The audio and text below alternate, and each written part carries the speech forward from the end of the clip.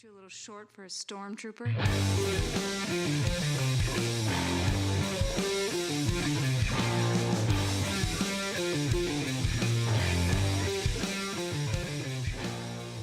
What's up, nerds? Welcome to another episode of the Multiverse Report. Tonight, as always, we are recapping the week's nerdy news from New Genesis to Gallifrey and everywhere in between. My name is Mike Gibson. With me always Steve Haller. What's up, Steve? I have a confession to make, Mike. Oh, okay. When you see me bobbing my head along with the intro music, yes, I can't hear it either. You can't hear it either? No, it's just playing in my head, and I'm going by the tempo that I know the tune to be, and then cueing you in because I see my screen change. Welcome to my world, buddy, because I rarely hear the theme song. There was like a chunk of time there where you had it where I could hear it, and then that stopped, and now I never hear it. But all of our loyal listeners can. That's the most important thing. The loyal listeners, that's the most important, that you can hear it. And we thank you for hearing it and listening to it, because if you're hearing it, it means you're tuning into our podcast, which we appreciate very much. Hey, Steve, happy Father's Day. Today's Father's Day as we're recording this. Same to you, buddy. Same to you. I Thanks. hope you had a good Father's Day. Apparently, Brian in the chat also does, because he wishes happy Father's Day. Oh, hey. Thanks, Brian, in the chat. We got Brian and Richard already, so we're rocking Richard, out hard. Of course. Our two mainstays. Richard has apparently some news. Not sure if we're aware of the CBCA, the Comic Book Community Awards, but apparently we've been nominated for an award. What? That's all the details I have, because that's all Richard typed in the chat. So, Richard, please supply us with a dissertation of every piece of information that goes along with that. Is this a joke? Are you just lying to us? No, it's a real thing. The rug out from under? I'm definitely looking. It is a real thing. We're nominated for a comic book award? Nominate your favorite YouTube channels and creators in the 2025 Comic Book Community Awards. So, what? I would assume by the fact that he said it. Thank you, Richard, for the nomination, and we'll see how that goes. Is this an award show created and hosted by Richard Westfall? No, but if himself? Not, it should be, and there should be at least some award that goes to Richard and Brian for listening to us every week. For sure. Should we start our own award show? We should start an award show. Yep. The Multis once a year. We honestly we should. I don't know how or why, but we should. Favorite news story? Like, what would that be? I don't know. That would favorite nerd news of the year. Why it'd be like, I don't remember anything past the last 2 weeks, so here are my favorites. It is all a mystery. We could turn we do a yearly recap episode at the end of the year. We could just easily turn that into an awards show. We could. I mean, that's not a bad idea. We've had we could just worse call ideas. It that. Like, you give out your awards and I give out my awards for best movie or whatever, Well, we thank you. 2 chances to win. We thank you for the nomination. Thank you very much for the nomination, and thank you for letting us know about it. Now we are officially an awards-nominated podcast. You know what else we are? Welcome. Yes. What are we? We are sponsored by Funky Town Comics and Vinyl in Camillus, New York, your favorite place to go get comics, toys, vinyl, what have you. I was actually down there today. I was not there today, but I will be there soon, because my mom was there recently and got a gift card for me for Father's Day. Well, there you go. So on the flip side, I got my dad something there for Father's Day. Oh. Yeah. So what I got him was a $75 gift card to Bass Pro Shops, Cabela's, whatever. But I went to walk in to grab him a card to put it in. And I thought, you know what I'm going to do? I'm going to go to the shop and grab a back issue of The Incredible Hulk. Because when he was growing up, he used to read Incredible Hulk and Fantastic Four. Oh, dude, what a cool idea. Yeah, and that was like what kind of got me back in the day, like thinking about comics. Was him talking about Hulk and whatever. And so I ended up grabbing him a Hulk 278, which is just a random $3 Hulk book that I just was like, this is cheaper than a card, and it will be much more sentimental to him. So I did that through the gift card in the middle of it, and that's awesome. Gave that with my son, of course, made a couple of cards for him and whatnot. But I had an epiphany. I'm like, this would be fun. That's a really great idea, man. So it worked That's out. awesome. Yeah. Oh yeah. I saw on this was years ago when I was on Twitter, but there was somebody that made a point of giving out. They go like every Halloween, they go to their local comic book store and they just like clear out the dollar bin and they just give out comic books instead of candy on Halloween. Oh, It's like, that's what a actually cool a cool idea that idea. is! I'd love to Yeah. do that. Yeah, yeah, Yeah, that'd be and awesome. I don't get like 7,000 people here either, so Exactly. Yeah, yeah, yeah. Or right, just like you get 20, and then when you're out, you're right. The first 20 kids get a comic book, or right. something. You don't have to Rest of do them it all get night. a Reese's peanut butter cup or something. Exactly. Yeah. Or something without nuts in it for our Very true. nut allergy See, I friends, had that in my brain because including my son. my son had Reese's peanut butter pancakes at Nestico's this morning because we took my father-in-law Whoa, there. nice, So he enjoyed nice them very choice, much. kid. My wife got me a bag of Reese's peanut butter animal crackers. So Those they're things are animal like crack. crackers. Yeah, they're animal crackers dipped in the peanut butter, and then one side of them is also like dipped in the chocolate. They are dangerous. Yes. Dangerous. We bought them once, Dangerously and I good. don't know if we'll ever buy them again. Yeah, I don't know. I'm shocked. I'm shocked. If I was at my in-laws' house most of the day today, if I Yeah. hadn't been, then the bag would be mostly gone. I think this is the only thing that Yeah. kept me from eating the entire bag. I think That today, was being out of the house. Yep, 100%. I know exactly what you're Yep. talking about. Oh yeah. Well, Oh, we got the Steve, Kool-Aid Man too. we got the who? The Kool-Aid Man. Oh yeah. Oh man. That reminds me of a show I recommended to you via text, and I'm going to recommend it again. And to anyone that cares about this kind of stuff, probably will understand a show called The Studio, which is on Apple Yeah. TV. It's a show from Seth Rogen, is the creator and executive producer with his producing partner Evan Goldberg. It's hilarious. Okay. It's Seth Rogen is the new head of like a studio. He gets promoted to being the new of Continental Studios, like a fictitious movie Right. studio. And then each episode is just about it's kind of like it's shot really well. It's gorgeous. It's all steady cam work. Like there's really Okay. long takes, Yeah. just following people around a set, or not like really long takes, like either actual like oneers, or they're shot to like look like oneers. Specifically, like it's really well directed and well. It looks really good. Cameos like crazy, like just top level celebrity cameos in every episode of this Really? show. There's not, so far, we're like 4 episodes in. There's not a whole like seeming like a big overarching story. It's more like Serial type. serial of the week, story of the week kind of thing. But they've all been very funny, all been very entertaining, and it's just got a really good energy to it. And it's kind of like there's kind of like some Office energy to it, like because he's makes mistakes in his job and it causes awkward situations to happen. So there's a little bit of like cringiness going on there. Like he's got to tell Ron Howard to cut a scene out of his movie, and he's scared to tell him because he's like a big time director. And actually, Ron Howard shows up in the episode. Like I don't know. I recommend it. Right. Anyone that is interested in behind the scenes studio stuff, or like how movies get made, or has any kind of knowledge of that, will really dig it. And I'm digging it as well. That seems my wife, so. I just pulled it up. It seems like quite the cast too, between Rogen, just Catherine the main O'Hara, cast alone is great. Catherine O'Hara and Seth Rogen, Ike Barinholtz, Catherine Hahn, Yep, Ike Catherine Barinholtz Hahn. and Catherine Hahn are like part of the main cast. And then like Martin Scorsese's in the first episode. Like I mentioned, Ron Howard, Anthony Mackie, Olivia Wilde, Zac Efron was in the most recent one that I watched. Like Steve Buscemi, Charlize Theron, like real big cameos. And it's basically to the point, after the first 4 episodes, my wife and I are at a thing where if they mention a celebrity in the first 10 minutes of the show, you're going to be seeing that celebrity showing up later in the episode. It's wild. But it's like Apple TV money. They're just like, we got iPhone money. Who cares? Yeah, Right, get whoever you want. You need We'll throw this Scorsese? out Yeah, there. sure. We'll pay for Scorsese to show up for 2 scenes. Yeah.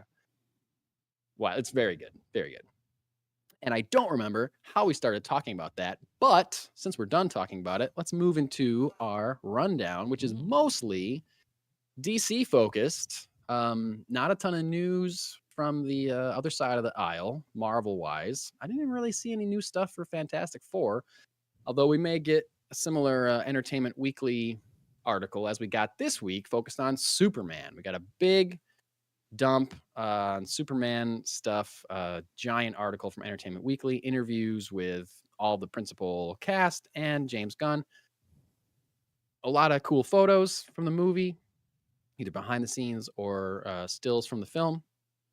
I did not read this article in depth because I did not want to know anything more about Superman than I already do. There was also another final trailer was released this week. I decided to not watch it. I think, Steve, you did the same thing. Yep. Yeah. Like, I am in the bag for this movie in a way that I have not been for another movie in a really, really long time.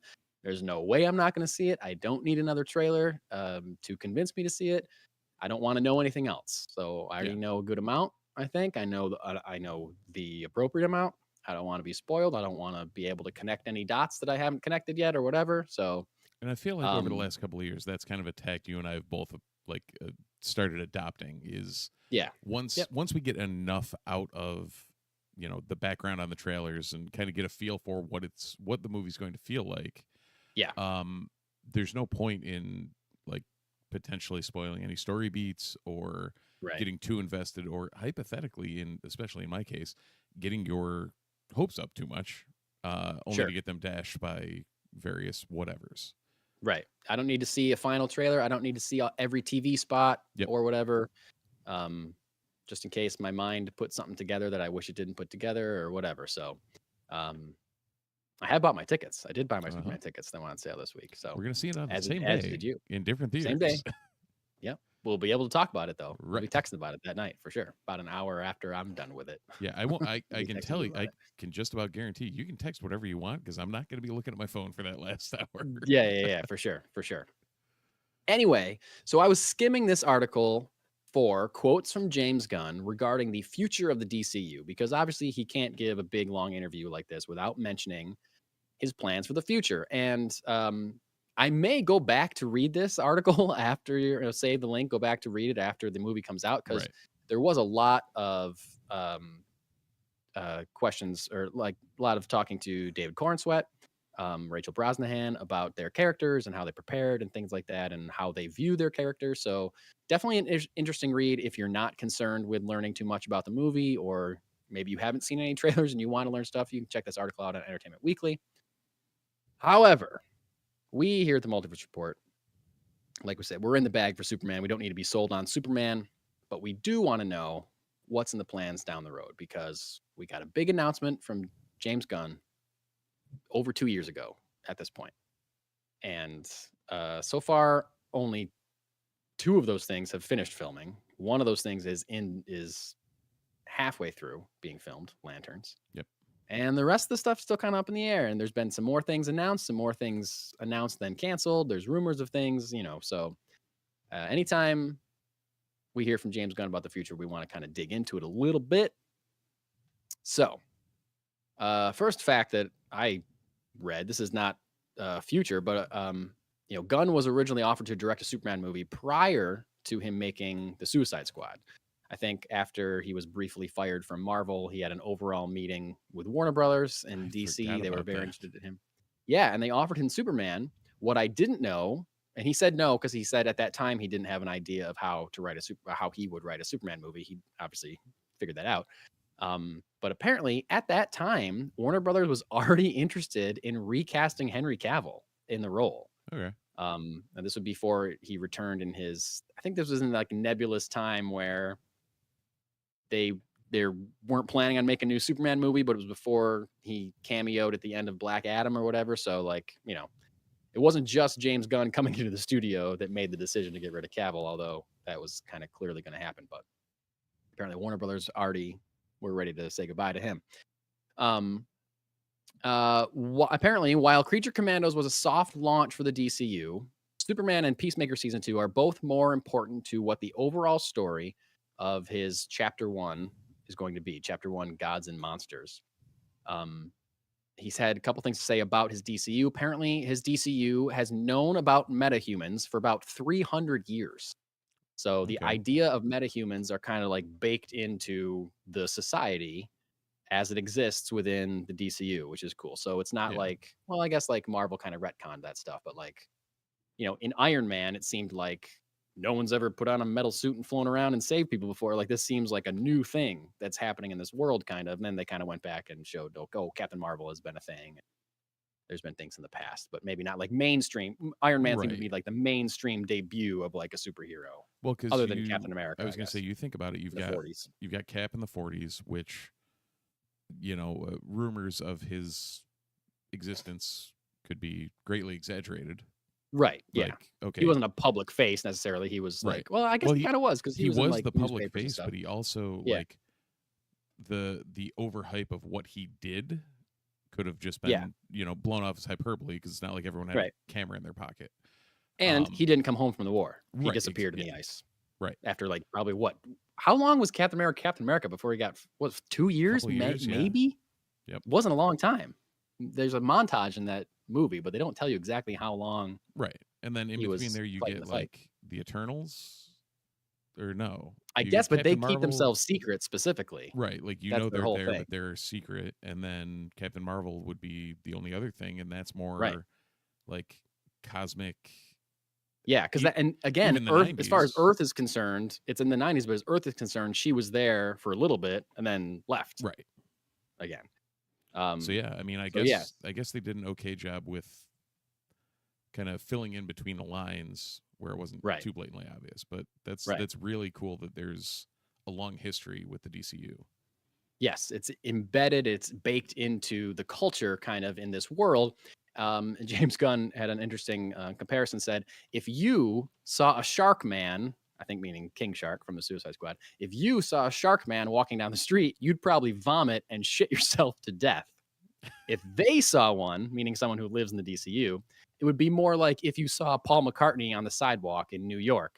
There's a little bit of magic in this world. There's science beyond our understanding in this world. This is the kind of place where there's an island full of dinosaurs that probably exists.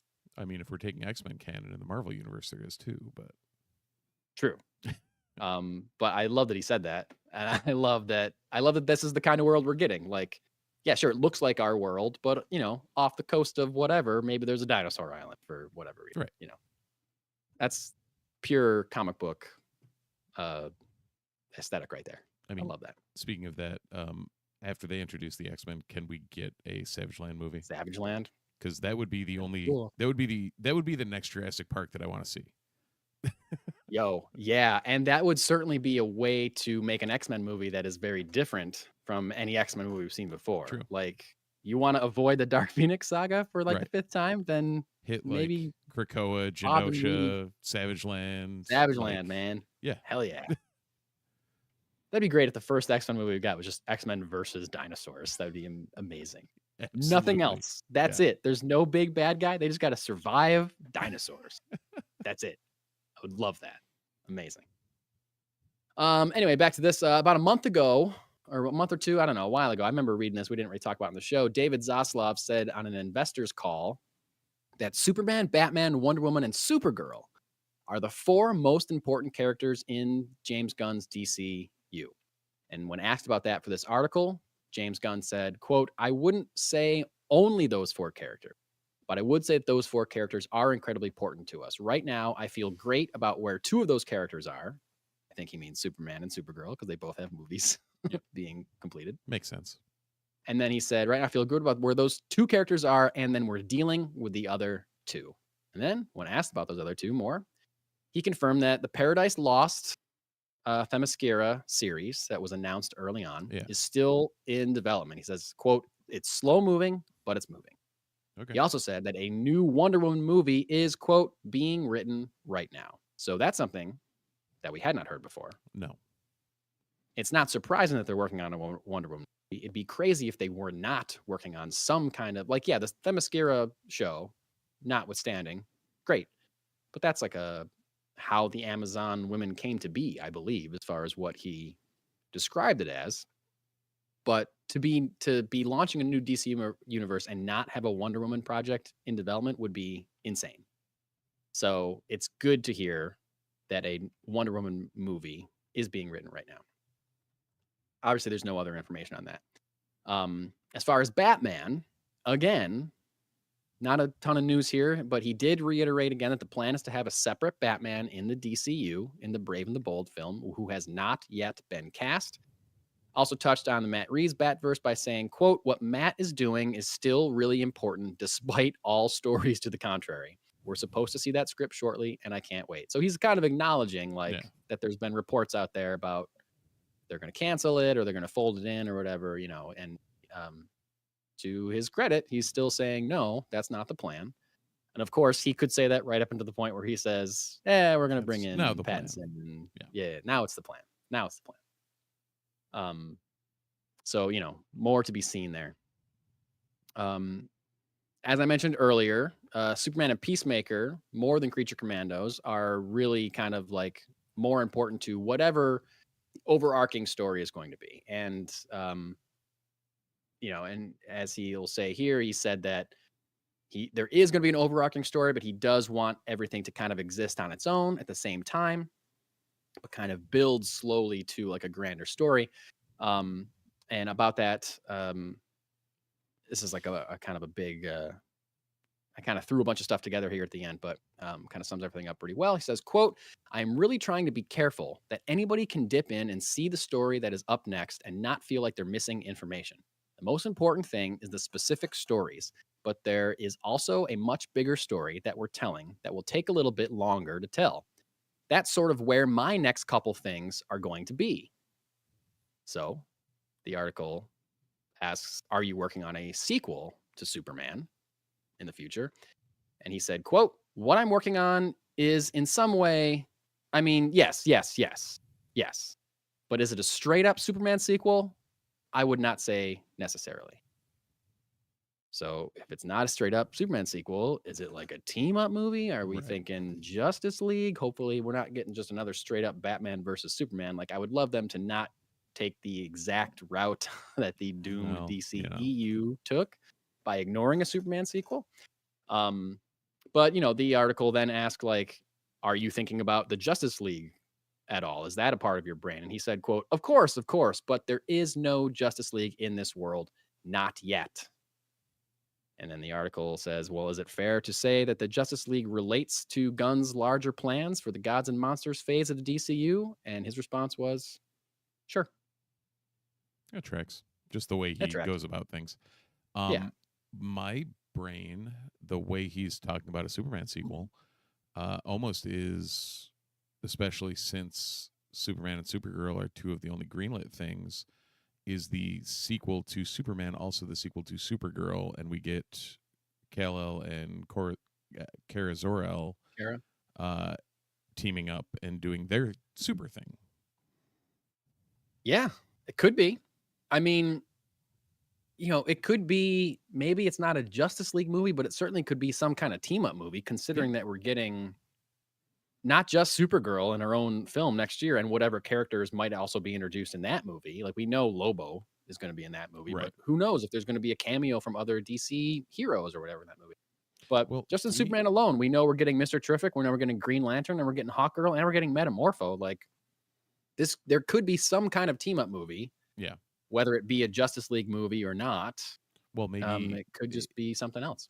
The other thing is the cryptic nature of it's not a Justice League movie. That doesn't mean the Justice League isn't formed by the end of the movie. Correct. So, there's a lot of options, a lot of directions they could take with it, especially with that caveat of superhumans being in existence for 300 years. Exactly. Like the fact that metahumans are running around like they're a thing it opens a lot of creative doors for them. It really does. And it also allows them to dig into the history of DC comic book lore. Right. Really, kind of makes it so nothing's off limits. Exactly. Yeah. Nothing is off limits, so like, they've said that the Batman and Robin in The Brave and the Bold, if that movie ever actually happens, is going to be Batman and the Robin's going to be Damian. Damian's like the fourth or fifth Robin, depending on how many you're counting in canon. So like does that mean all those that gives them the ability to introduce and tell us how we got to Damien. They can kind of dive into that. They can get a flat. I guess we are getting that animated dynamic duo movie about Dick Grayson and Jason Todd. But not just Batman. Like, they can tell us about the history of Themyscira and give us a Wonder Woman movie and kind of connect those dots a little bit. They can tell us all this, like, they can really dive into the backstory of Green Lanterns or whatever. Or they can tell us a story from whatever that just took place 50 years, a Sergeant Rock story, like they were planning it to do. They Right. can cover all this time. And like he has said in interviews before, like he's trying to create a universe that's more like Star Wars, where there's a long timeline and things have happened, and this is a universe where magic exists. Like he says, there could be a dinosaur island. Like, this is what the Right. DC universe is. It's not our world necessarily with fantastic elements. It's a fantastical world that looks like ours, but Right. has magic and superheroes in it. Yeah. Superpowered people. Even without a dinosaur island, there's a island full of Amazonian women that Right. live forever and just sit there and do their thing. Yeah, Like, right. they And know there's other about. planets with other aliens and aliens that have visited Earth and Right. things like that. So yeah, like, it really gives them, like you said, the ability to have nothing be off limits and access anything in any way. They don't necessarily have to build up to a story in order to tell that story, right? Yeah. If they introduce Yeah. the world in a certain way and certain elements we know exist in the world, and they can just tell a story without having to be like, well, this is how magic was discovered, and then this is the character that brought this to this. Like, nope, that's already happened. Right. Everything, all the pieces are already on the table. Well, and that's I think we've talked about that in a lot of different things. Of the stage already being set is going to really help this out. Like, even if it isn't spelled out or people don't understand that the stage is set, the fact that Gunn is going with the fact that, all right, this already exists. We don't need to do origin stories for everybody. Let's go. Is going Right. to, especially for someone like Superman, where everybody knows him, similar to Spider-Man in the MCU. Like, just go. Like, game on. People Yep, know you're good to go. Superman. People know Batman. People, Yes. for the most part, know Wonder Woman. Yep. Like, Yeah. go There's for not it. a whole lot of not a lot of explaining that you have to do there. Yeah. Yeah, you can just be off to the races. And it doesn't mean that they can't tell an origin story. If Swamp Thing hasn't existed before, they can tell us the origin of Swamp Thing in a movie if they want. Can we get that movie? What's that? Can we get that movie? My God, please. My God, please. Can we get that movie? Or, I mean, they could just, similar to Star Wars, or similar to what they were talking about, they were talking about a Sergeant Rock movie. That clearly takes place in the past. They could just jump back 50 years and just like, yo, this movie takes place 50 years before Superman. Right. And it's about, it's about Alan Scott passing the mantle of Green Lantern to Hal Jordan or whatever. It's about Barry Allen giving, it's about Wally West getting his flash powers from Barry or something, something like that. Like, they can weave those stories in whenever they want, but they can also just tell the best story that they have the idea for in the moment, because they're working on this long 300-year timeline now at this point. So very interesting. Now, something else I'm very excited about. Yeah. DC related. Steve is too. Very. We do not know if this is part of the DCU. They have not said if this is the DCU or if this is kind of a standalone thing, because it is an adaptation. But also, the Supergirl movie is an adaptation of a story, Supergirl Woman of Tomorrow. So it could be in the DCU, but it's also animated. Doesn't mean it's not. Creature Commandos is in the DCU, and that's animated. I'll be very interested to see if this is part of the DCU, and if it is, it makes me very excited for things they could do in the future with these characters. Yeah. DC Studios this week has announced a animated series called Mr. Miracle. And it is based, yes, you should get excited. If you hear those words and you get excited, yes, keep getting excited, because it is based on the highly acclaimed Eisner Award-winning series Mr. Miracle by Tom King and Mitch Gerads. Tom King will be serving as executive producer and showrunner. It's based on his own incredible work, Mr. Miracle. So before, there's a long description of the series that I included all of it in the rundown because I'm so excited about it. So I'll read that in a second. But Steve, you have read Mr. Miracle, correct? I have. I have also read Mr. Miracle. I own Mr. Miracle and will be reading it again with this announcement. I have read Mr. Miracle several times. Yes. I will be reading it again soon. Yeah. Because of this announcement. And then I will probably read it again before the Before it series drops, comes yeah. out. Mr. Miracle is one of my favorite comic book stories ever. Ever. I think you convinced me to read it. Yeah. And it sparked the Tom King, oh God, I need to Yeah. Same. anything that he's worked on look into Oh, now. This guy knows what he's doing. Right. Like, Which really led me knows to what he's doing. Rorschach, which was great, and led me to Right. Supergirl Woman Tomorrow, that was great. Strange and is also Adventures, having exactly, a movie yeah. based on it. Yeah, Strange Adventures, freaking oh God, that's so good. Or hey, his Vision book that he did before he came to DC. Right, and I had read that, but I didn't put two and two together. Yeah, it was the same And guy. then yeah. I think you explicitly were like, "Oh yeah, it's the guy who did Vision." Or Right. What? Okay, let's do this. Right. Yeah. Because I think wasn't Jared's the artist on the Vision series too? I don't think I'm that thinking he is him was. and the two of them were Strange Adventures. That's what it was. Yes, and Yeah. Doc Shaner was And on Doc Strange Shaner. Adventures as well. Oh yeah. God, with the time shifting, and that was so well done. Yeah. But Tom King and Mitch Gerads also worked together on there was a Batman Brave and the Bold story, Joker story that they were doing. Oh yeah. And they also they did Riddler One Bad Day.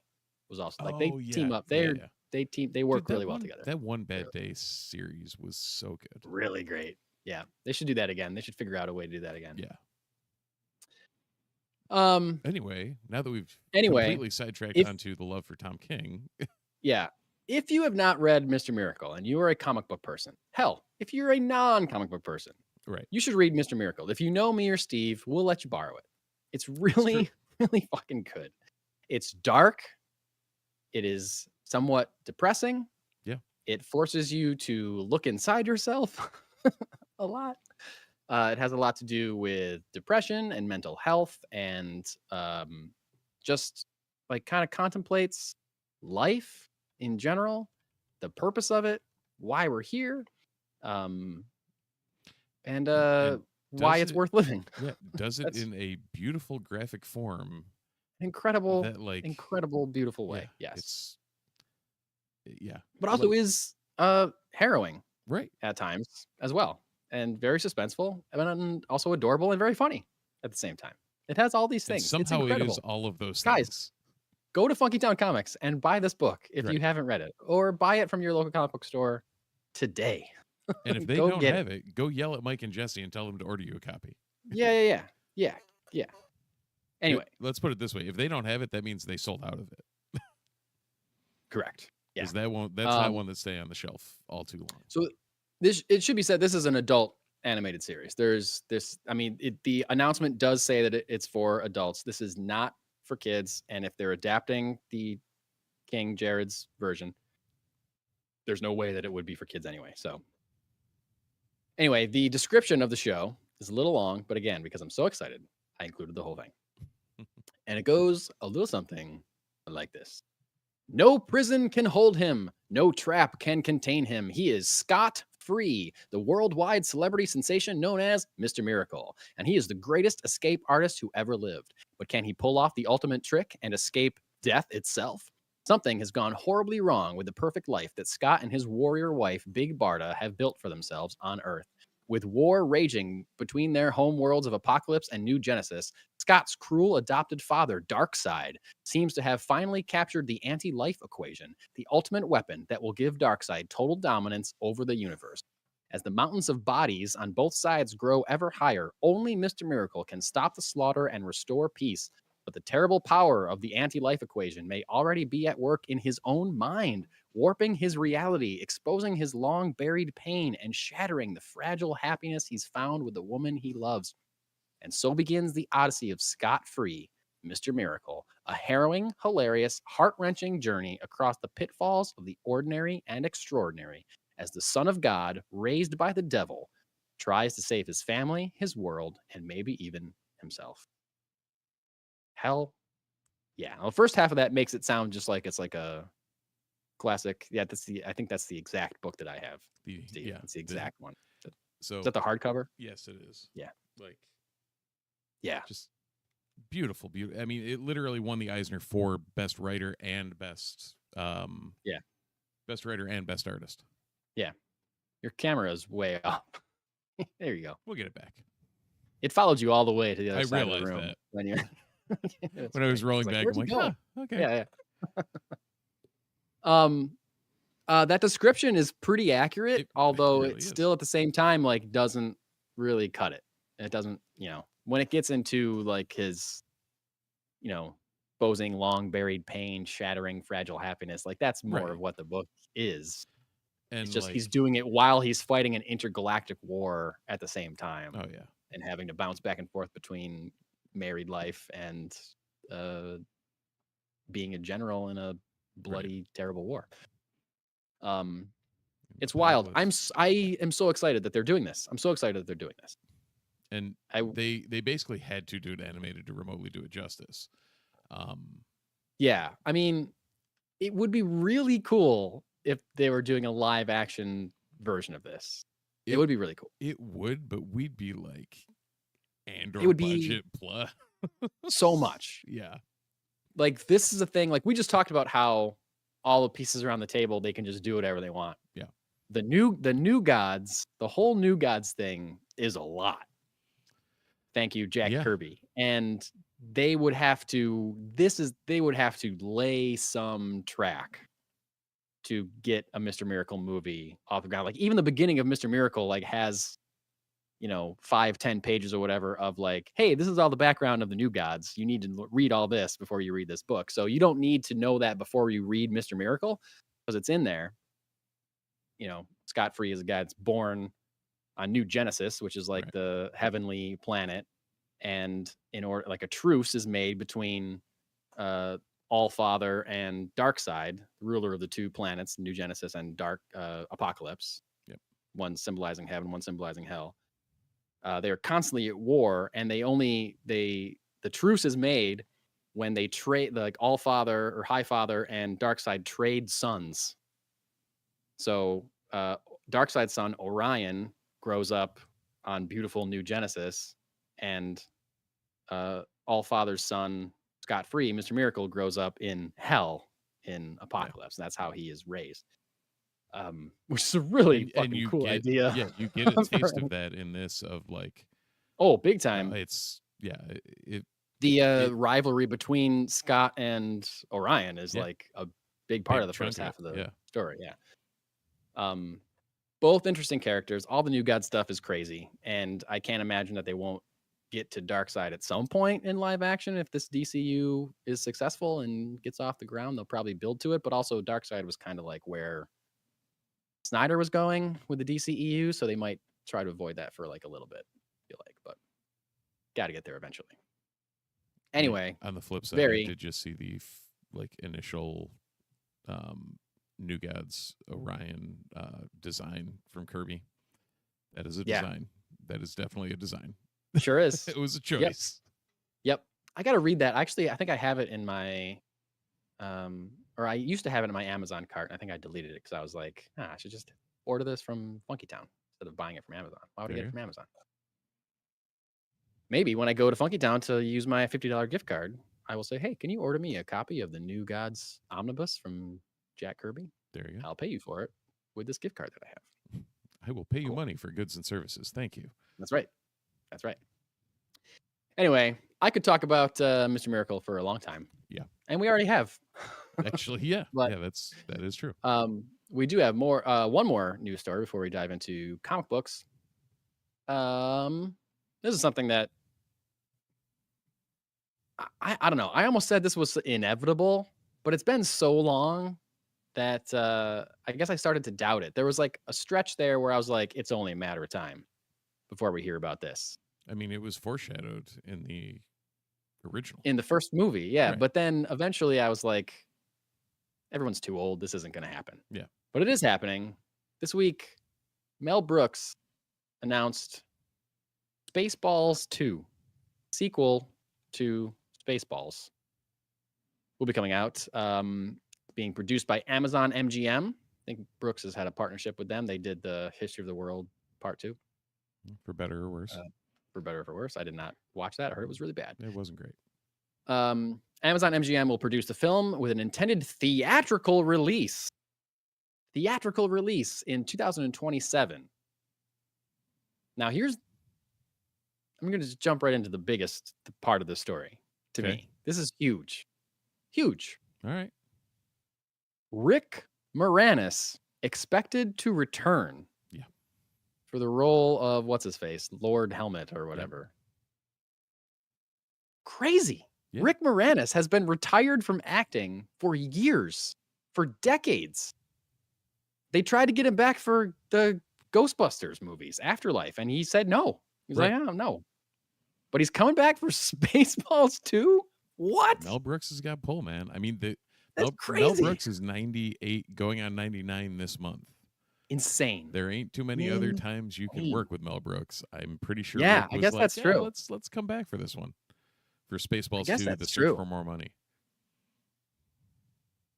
They really should call it that. If they really don't title it that, like that's It'd just wrong. That's the joke they make in the first one. They call the sequel is going to be called The Search for More Money. Yeah. If they don't actually call it that, they're idiots. Mm-hmm. Then I'm not seeing it. I'm not going to see it. Yeah, I will wait for streaming if they do not call it that. Yeah. I can't believe Rick Moranis is coming back. Anyway, he's not the only original cast member expected to return. Mel Brooks, going to be as a 98-year-old man, 99-year-old man, turning to the role of Yogurt from the original movie. Daphne Zungia, I don't know how to say that name. She played Princess Vespa. Bill Pullman is also expected to return. Lone Star, alongside new cast members Lewis Pullman, Bill Pullman's real life son. Yep. Josh Gad, who also co-wrote the script, and Keke Palmer are also be joining the cast. Lewis Pullman is going to be playing a character named Starburst, who is the son of Lone Star and Queen Vespa. He's going to apparently be the lead of the film along with Josh Gad, which makes me think that Josh Gad is going to be son of Barf, some kind of John Candy. He's a Mog, a new Mog. Yeah, a new Mog. That would be my guess. I don't like Josh Gad. I'm okay on Josh Gad. Yeah. I'm okay on him. I liked him as Elder Cunningham in the Book of Mormon. Never seen it.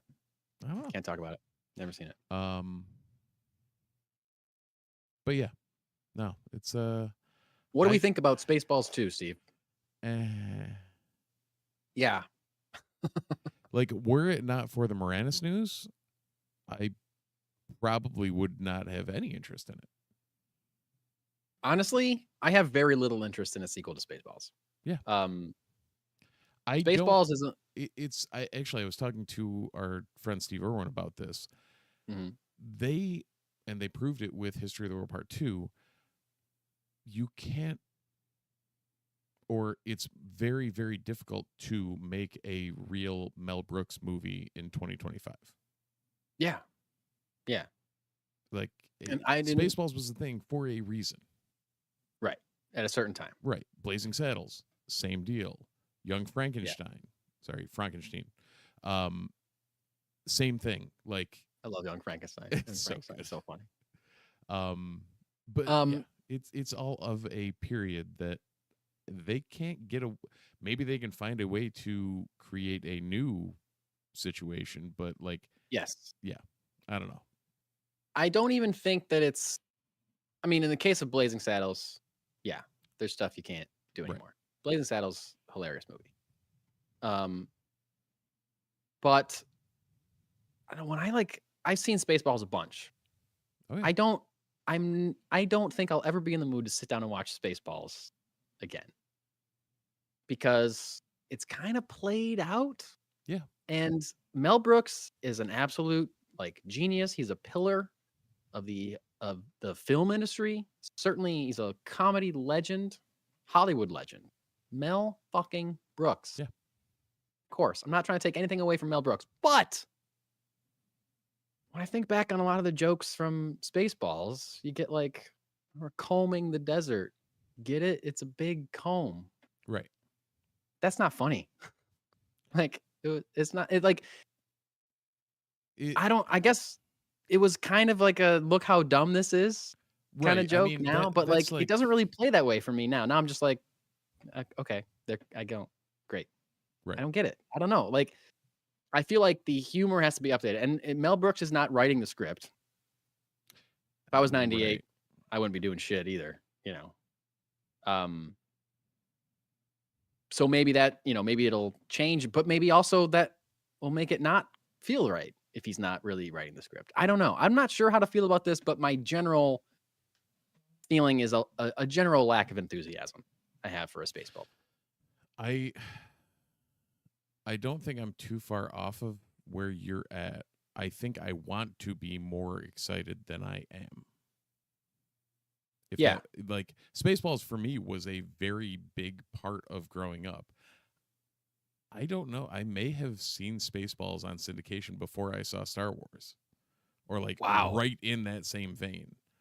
Wow. I know for a fact my wife never saw Star Wars growing up, but saw Spaceballs umpteen times. Insane. And it's crazy. Like when she finally watched Star Wars, she's like, "Oh, I get half those jokes in Spaceballs now." Right. I'm like, "Oh, yeah. Well, here you go." She thought Spaceballs was like an epic space adventure. Right. She didn't think it was a comedy at all. Yeah, that's great. Here's what I think would work. Here's what I think would work really well, because I think part of the reason Spaceballs was a huge hit at the time. Yep. I mean, I can't say for sure that it was the first, but I think it was one of the first straight up movies that was a parody movie of other movies, right? You know what I mean? Yeah. Like, had there ever been besides Young Frankenstein might be like the other one, but it's like, right, and here's that was a more movie of a parody on like a classic tale, like a classic monster tale. Sure. It wasn't like directly. Yeah. It was like on Mary Shelley's work and the whole like. There's a lot more. Right. It was kind of like, let's make a funny version of the Universal monsters, kind of thing. But it's not like they bring in Dracula or whatever like that. It's like no, that's in 1995 when they do Dracula Dead and Loving It. Dead and Loving It. But that's not a Mel Brooks thing, right? Yeah, that's National Lampoons. No, that's a Mel Brooks. It is. You're right. It is Mel Brooks. You're right. It is Mel Brooks. Which Leslie Nielsen from that movie, unfortunately, not reprising his role since he can't, as the Naked Gun. Liam Neeson and Pamela Anderson are in that movie. Yeah, you're right. And I just thought of Naked Gun, like right before you said it. I thought of Naked Gun and like the Airplane movies. Like Naked Gun was like a parody of like detective action stuff. Yeah. Airplane, parody of disaster movies. So clearly, like, parodying of a genre was there, right? Right. But I don't know. In my estimate, I'm just like. Actually, the Spaceballs was 1987. Naked Gun was 88. Okay. So that was Airplane was like was, 70s though. Yeah. So I don't know. I guess I just feel like after something like Spaceballs and like so many scary movies, or not another teen movie, like I'm not as interested. Like the idea of a entire film that is a parody of other things isn't inherently interesting to me. It doesn't sound like, oh, I can't wait to see the jokes they make about whatever, because I open my phone every day and look on social media and see people making clever jokes about all of these movies, whether it's Star Wars or Marvel or whatever. Like everyone's making jokes about, whether they like them or don't like them. And pre-internet, a movie like Spaceballs was like, oh wow, somebody's finally making jokes about Star Wars and science fiction space movies. Right. Like I've never seen anything like this. Like the chest burster doing the hell honey. Yeah. Yeah. Now we see stuff like that every day on our phones. Like there's a new meme or there's a joke or a new Instagram reel that's like, oh, wouldn't this be, Right. So I feel like they really have to kind of nail it in a way that is beyond all that.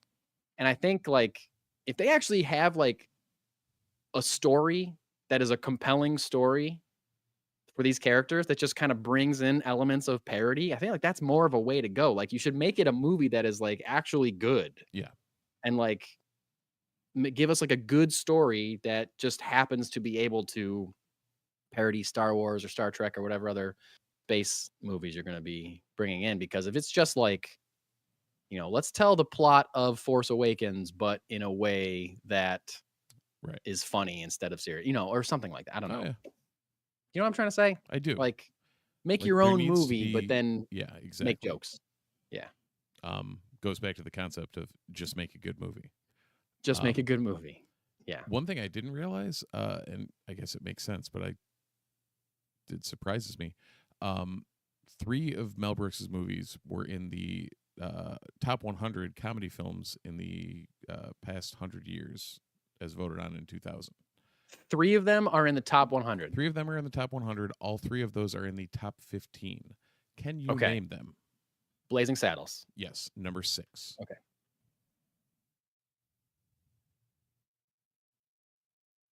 We've talked about one of them. We have not talked about the other of the 2 remaining. Young Frankenstein. Young Frankenstein was at number 13. That was those 2 are my first 2 guesses off the top. Mel Brooks movie, top 15. It's not History of the World Part 1. No, it is his earliest movie. His early. Oh, I don't know if I know. I was thinking like I don't know if I know like chronologically. 1967. This was released. 67. See, if I was like a real true cinephile, I would obviously know this. Gene But I haven't even Gene seen. Wilder I was in can't it. even. Go figure. Oh, shit. See, I can't even say that I've seen all Mel Brooks movies, so I'm not even like a real expert. I got 2 out of the 3. This one so was that's pretty remade. good, at least. What's that? This one was remade in the 90s or early 2000s? Oh, The Producers. Yes. I got there. So that Thanks was for the hint. that was considered number 11.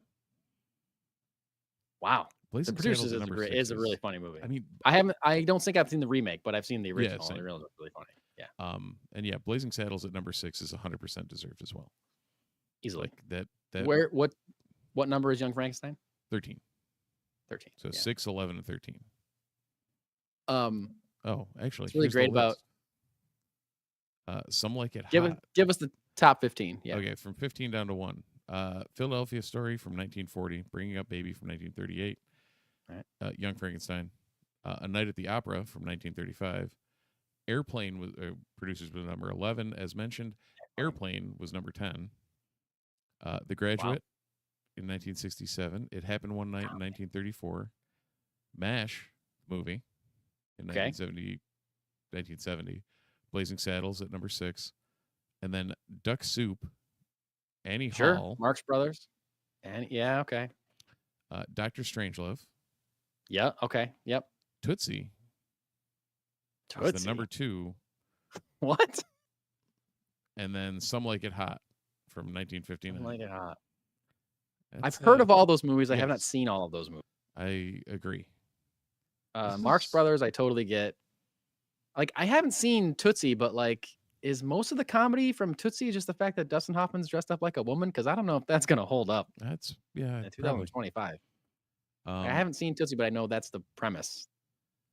Interesting. The highest rated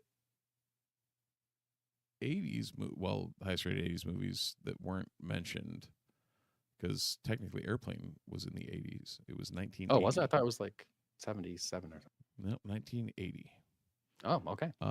We get into A Fish Called Wanda at number 21. Never seen that. Nope. Heard of it. When Harry Met Sally in 89. Sure. That is number 21. Romantic comedy. Right. Something About Mary in 1998. Wow. Okay. At number 27. And then Ghostbusters is number 28. I don't know how There's Something About Mary beat Ghostbusters.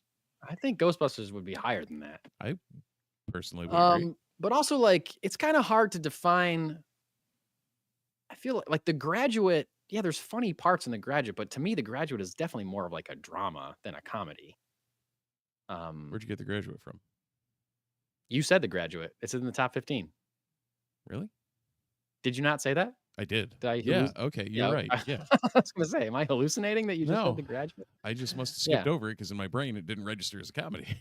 Yeah, The Graduate is more of a like a teen angsty drama to me Like than if you told comedy. me There's funny parts in it.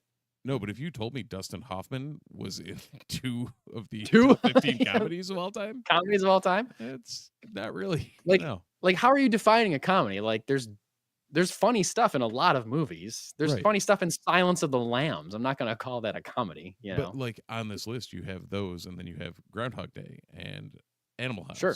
and Right. like, okay, this is a very American Graffiti as a comedy. I don't know. Okay, big, Groundhog's Day, I think, is okay, such an incredible. Groundhog's Day is one of the greatest movies ever made.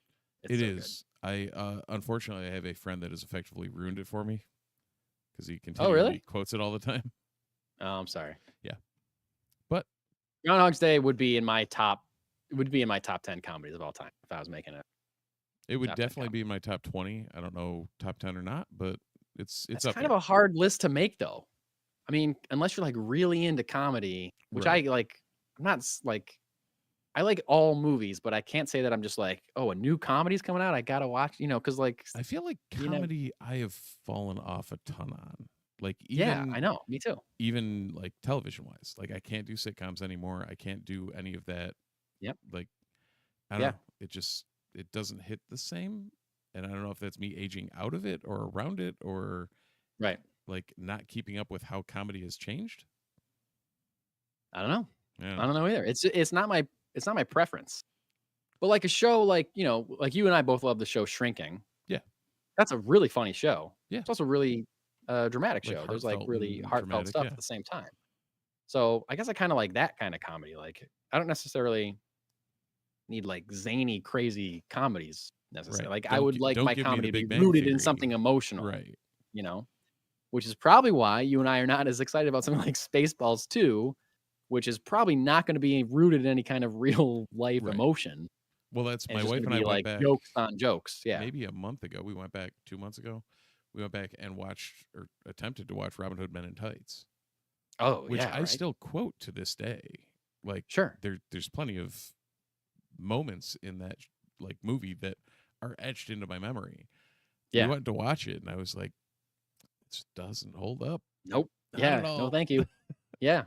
That's why like comedies are like there are exceptions, Yeah. of course, but there are some comedies that I think about and I'm like, I don't ever want to see that movie again. Like Spaceballs.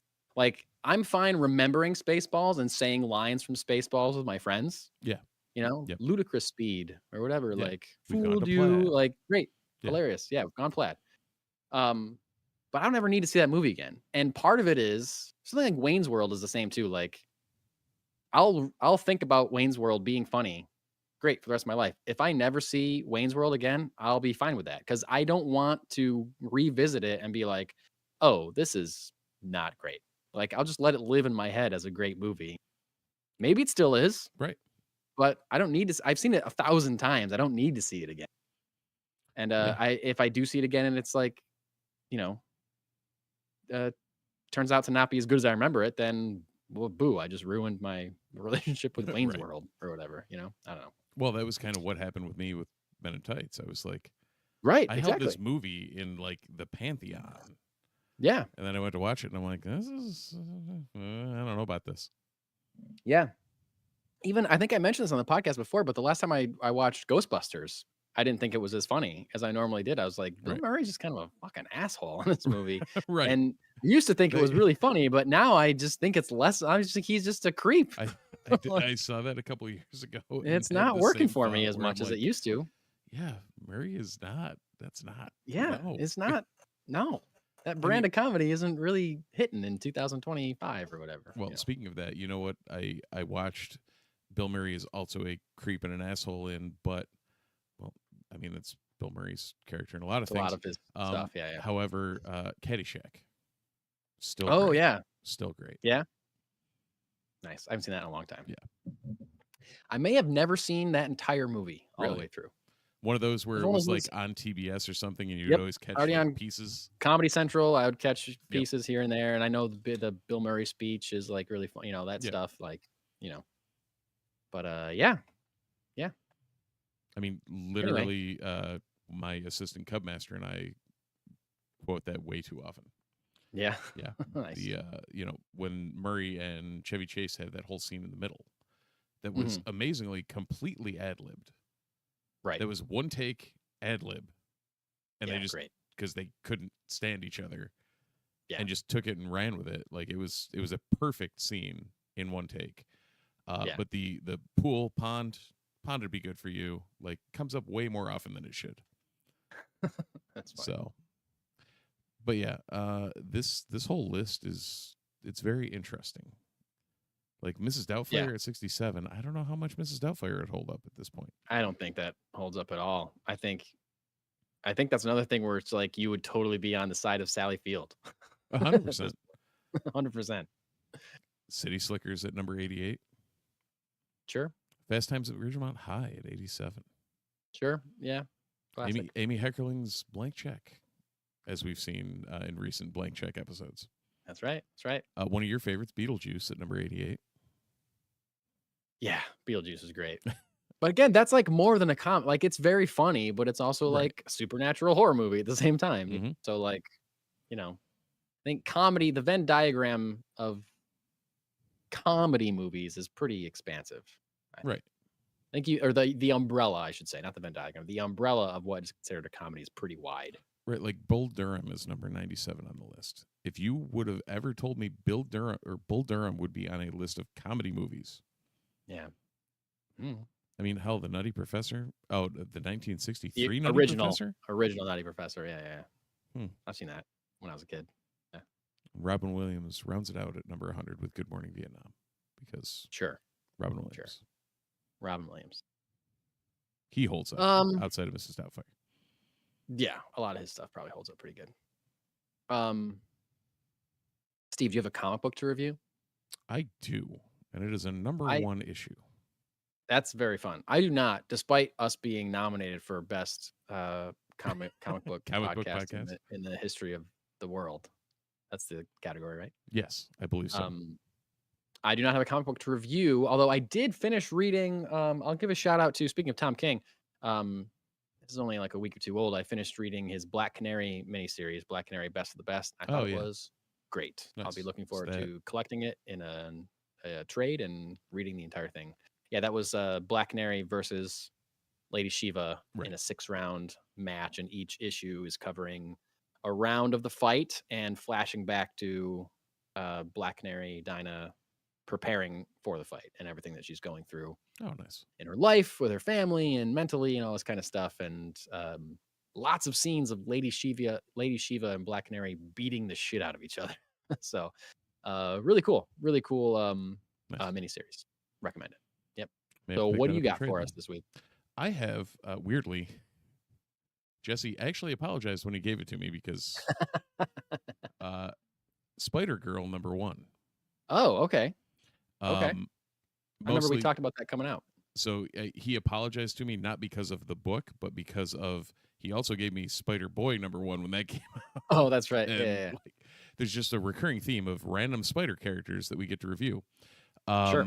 So this is a story about Spider-Girl written by Torrin Grönbeck, who she's actually been around on a lot of different things in recent years. Like she had one of the shorts in Incredible Hulk 800. She had one of the shorts in Star Wars Black, White, and Red. Vader, I think. Yeah, not the mall one. She had the Vader one. Did a bunch of Valkyrie stuff. She actually was the writer for all of Volume 4 of Venom, I think. Oh, damn. Like the 2021 to 2020, like post Kate's pre-new run. Yeah. Okay. Set up, and then some other shots. She's actually the current writer on Catwoman. Oh, nice. So she's had Catwoman from the current number 69 until now. But in general, this issue of Spider-Girl is, I don't know, a very generic spider person. Like decent art, Andre Rizzo, art, Whoop, Javier Torta. whoop. Yep, Your yep, whoop, camera whoop, is gone. We'll go over here. So it's a facial thing, and I think it picked up the spider girl Yeah. over there. But the art's kind of cool. Yeah. We'll grab that and bring it back. In general, the story was just a very generic issue 1 spider person story. Okay. Yeah. Nothing that really jumped at me to keep me pulling it, but I'm also not the target demographic for it. Is it geared younger? I think it feels like it is a little bit. Not quite YA, but definitely, not the hard and serious. Vermin is the villain of the week, but it's, I don't know, it's fun. Definitely geared like younger. I don't know. Because there have been multiple Spider Girl, Spider Woman characters, like multiple people using that name. Is this a new Spider Girl or is it a reinvention of a? I mean, it's not like Jessica Carpenter or anything like that. Right? No, it's God, what was the name? Come on, brain. Why is that not working? Come on, brain / internet. I'm out. The brain has failed me, so I'm out of the internet. Because as we've learned, as we know from Madam Web, there are 3 different Spider Girl / Spider Women at least. Yeah, this is the Sony cinematic whatever the most recent Spider-Man one characters was that was created, like a Dan Slott. Okay, so it's an existing character. Yeah, a new Hawaiian hero originally trained under Bullseye. Oh, damn. A mutant with unique power-absorbing abilities. Her powers recently went haywire when she fought Spider-Boy. So, yeah. Well, she's a mutant. Okay, yes. That's interesting. Yeah, and that's touched on in the book, too. So yeah. Cool. I was going to ask David Nakayama cover. Yeah, it's a pretty dope cover. I like that. It's a classic kind of spider pose. Foot coming right at the camera there. Nice. Cool. Yeah. Well, like I said, I don't have a comic to review, but you should read Black Canary when that's out in trade. I'm trying to think what I read. No idea. Spider Girl. There was something. Spider Girl. Well, yes, there was some other. What were the 3 issues? Oh, that's what it was, and I wanted to talk to you about it. See, the brain does work on occasion. Ultimate or Absolute. I caught up on Absolute, Green Lantern, Flash, and Martian Manhunter. Martian Manhunter. I'm not caught up on any of those. How far into any of them are you? I am still. This is insane because it's my favorite one. I've still only read the first issue of Martian Manhunter. I have the other 2 right over there. I can see them right over there on my couch. And I've read the first 3 issues of Absolute. I think I'm caught up on Absolute Flash. I think I've seen the first 3 issues of Absolute Flash. Okay. At least 2, maybe the first 3. That is a wild ride. It's great. All 3 of them are great for different Green reasons. Lantern I haven't. I just didn't. I was like, I can't dive into all of these books. Yeah. So I just let the Green Lantern go, but I'll be interested to read like a trade because I've heard Green Lantern's really good. It is, and basically it doesn't give anything away, but the first 3 issues are the way they're doing that is each one of them is told from a different lantern's perspective. That's cool. But at the time, none of them are lanterns. Oh, that's right. Wait, really? Yeah. Or it doesn't seem like it. Oh yeah, you're right. They know each other. That's what they know. They all know each other. Yeah. And but they're not lanterns. Like all the it seems like all the other lanterns are like they're all in this town. Right. Yeah, they're all going to come from here. Okay. Yeah. So cool.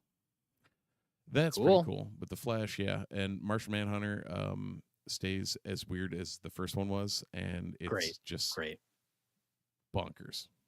I will read those this week. Yeah, I will read those this week. I'm trying to get really caught up. I'm back. Black Canary was. I was like, okay, I was back. I was 3 issues behind on Black Canary. I was like, I have them all. I'm going to catch up and read them all. Did it that last week. This week is going to be either I'm gonna try to catch up on Poison Ivy, Birds of Prey, and my absolute stuff, Flash and Martian Manhunter as well. So, Is but there in order to actually? do, That's something I was going to ask you too, as the DC guy. okay, Has there been an iteration of Martian Manhunter that has kind of come about like this? Seems to be. I do not believe so. Okay. I do not. I believe this is 100% unique. I mean, I'm not a Martian Manhunter expert. I've never read solo issues of Martian Manhunter. My experience with him is like when he's in a Justice League book Right. or he's in Justice League cartoon show or something, Gotcha. you know, like he's a member of the team. Like, so as far as solo Manhunter books, I have not read much. Steve Orlando did a cool, I think I read the first issue or two of a Steve Orlando run on Martian Manhunter years ago when he was at DC, which was cool. But it still wasn't anything like this. Like, yeah. So I believe this is perfectly unique. Well, I like it. Good. Good. I have, and this is wild every time I say it. I have significantly more DC books on my pull than I do. I know you do. I know. Congratulations. Good for you. I may actually, if anything, like I may drop. I would be more apt to drop the Batman and Superman absolutes than these three. Like these three are cooking. Yeah. Cool. Well, yeah, I'm going to try to get caught up on everything this week. In order to do that, I will have to go to my local comic book store and get at least a copy of Absolute Flash #4. Oh, wow. Comes out this week. Other things in your local comic book store include Aliens vs. Avengers #4, Amazing Spider-Man #6, Avengers #27, Batman and Robin Year 1 #8, Batman Superman World's Finest #40, Bug Wars #5, Catwoman #77, Detective Comics #1098, Emma Frost, The White Queen #1, Epitaphs from the Abyss #12, Exquisite Corpses #2, Fantastic Four Fanfare #2, Godzilla vs. Avengers #1. It's happening. Godzilla's fighting everybody.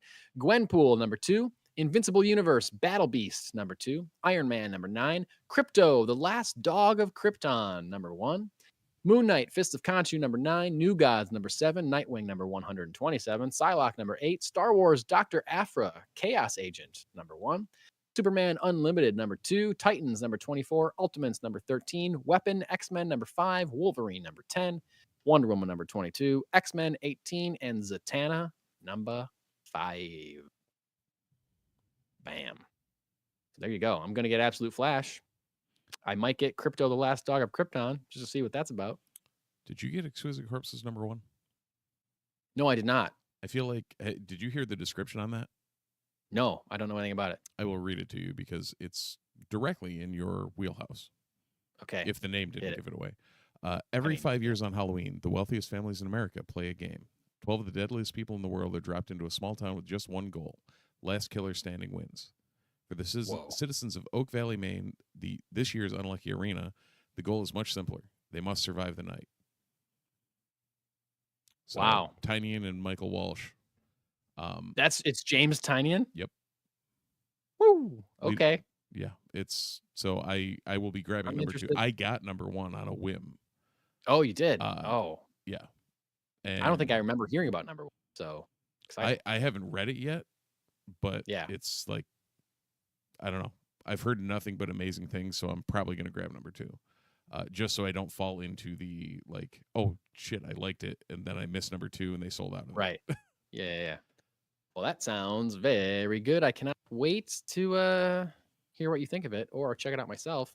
And yeah, I am really excited to catch up on the Absolute stuff because it's just been so cool.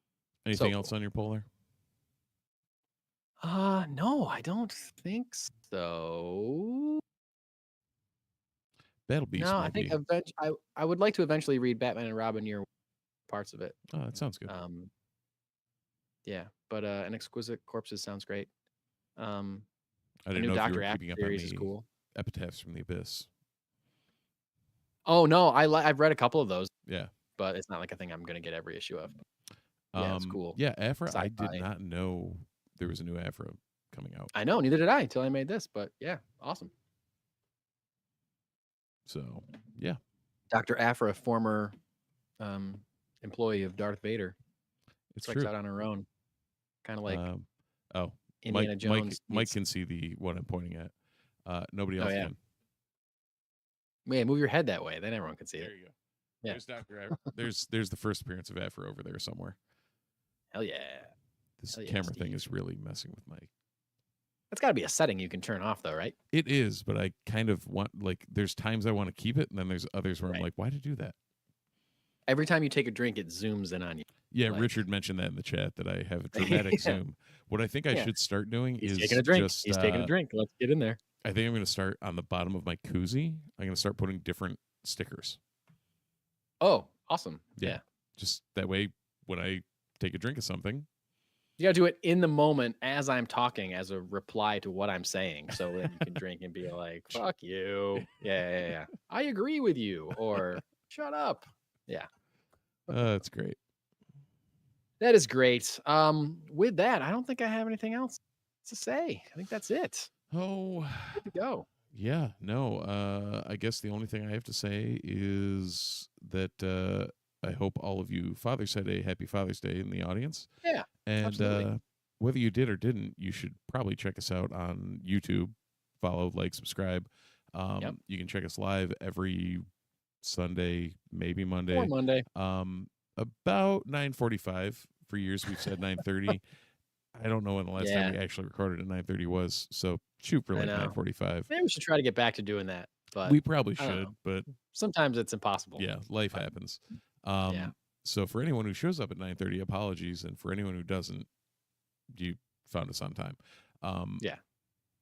Beyond that, check us out on your podcatcher of choice. The Multiverse Report on whatever you feel like listening to us on, be it Spotify, Apple Music, Overcast, Google has podcasts. I think maybe. Yeah. Wherever you listen, we're there. Yeah, Stitcher. I think that's still a thing. I don't think it is. I think Stitcher's not a thing anymore. Not specifically. Stitcher then. Not Stitcher. We're not on Stitcher because I don't think anyone's on Stitcher anymore. Fair enough. Mhm. So yeah. Beyond that, it's Jesse literally just showed up in the chat. Jesse, thanks for showing up, but we're about to say goodbye. Everyone, Anything you want to say? go talk to Jesse at your favorite local comic book shop, Funky Town Comics and Vinyl. We've mentioned you several times in this episode. It's true. 'Cause we However, love you. yeah. So that's great that he shows up as we're signing off. Yeah. Sorry to do this to you, Jesse, but do all the things that Steve said, and as the two suns set over the burnt corpses of Owen and Baru Lars, we say thanks for watching, thanks for listening, and we will see you in the multiverse.